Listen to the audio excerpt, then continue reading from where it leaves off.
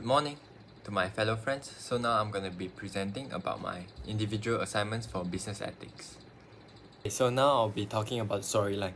So the story goes like this. So in the start there was an employee. So she was working in a clothing store, and then her job was to collect money and then arrange the clothes. So one day she found out that there was missing cash in the cashier, and then she suspected that it was someone who took the money because it was quite a substantial amount, and then it's been going on for a few weeks already. Okay, and then we suspected that it was a manager. This was due that because they have around the same shift, same time for the same shift, and then she go and confronted her manager. So the manager obviously denied it, but as you can see that the manager hesitated. So when the employee kept pursuing, the manager finally confessed. Then after she confessed, then the manager obviously asked not to tell the supervisors, but eventually the employee asked her to confess to the supervisors, and then the management gave her a penalty of 3,000 ringgit. And those money that she stole, she's been using it to fund her son's gaming, and then she's also been using it to, for herself. Yeah, and that's it for the story. So now I'll be talking about the moral issue. So firstly, the employee is in a dilemma in order to confront or not to confront the senior manager. Due to the hierarchy, she's also scared that as she's a manager, and it would be inferior for her in order to confront the senior manager. So the second moral issue is that it's unjust and wrong to steal petty cash from the cashier with the intention of hiding and lying. Now I'll be talking about the virtue and vices of the story. Okay, so for virtue, so the virtue is that the employee have integrity. So the employee have demonstrated integrity and then addressing the issue rather than ignoring it.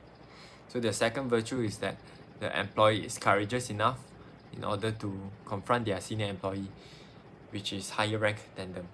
So for vices is that self-interest, which is acted when the senior manager starts to steal money and then start to lie. Aristotle golden mean means that we should achieve balance in every single virtue we are doing. For example, let's say courage. If let's say you are not courageous enough, which will lead to cowardice. If let's say you are too courageous, it would lead to recklessness. So that is what Aristotle golden mean means. So now I'll be talking about the Aristotle golden mean diagram for the senior manager. So the senior manager, it's exhibiting injustice by stealing and lying from stealing cash from the petty cash drawer, and she has failed to acknowledge her wrongdoings and her ethical decision making.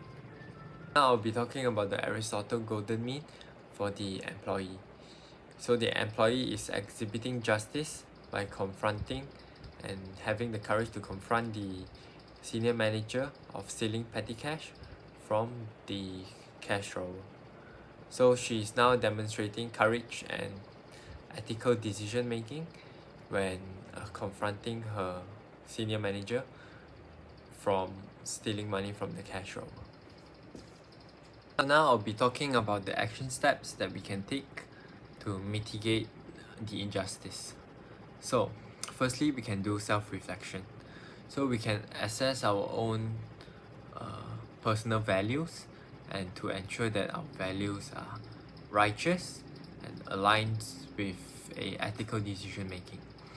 So secondly, we can also seek feedback. So for example, let's say if you are doing an act, you can seek feedback from the people around you, and if you need help from the people, you can just ask them or ask their opinion or ask for help, which they are very likely to help you. So the third one is support others. So for example, let's say if you see someone in need of help, for example, let's say for the manager who's dealing, she probably needs help with financial.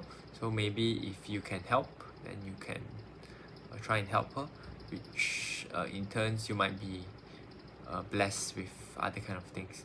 So you can also offer maybe support or maybe guidance for people who need help with feedbacks, and this would be very beneficial to them. Okay, so in conclusion, so when practicing Aristotle Golden Mean, this highlights the importance of the balance in our moral virtues and in our life. So allowing us to cultivate qualities, for example, like courage and justice and ethical decision making, and avoid extremes such as recklessness and favoritism. So to end this, I'll give a quote, which is, "He who has a why to live can bear almost any harm." Thank you.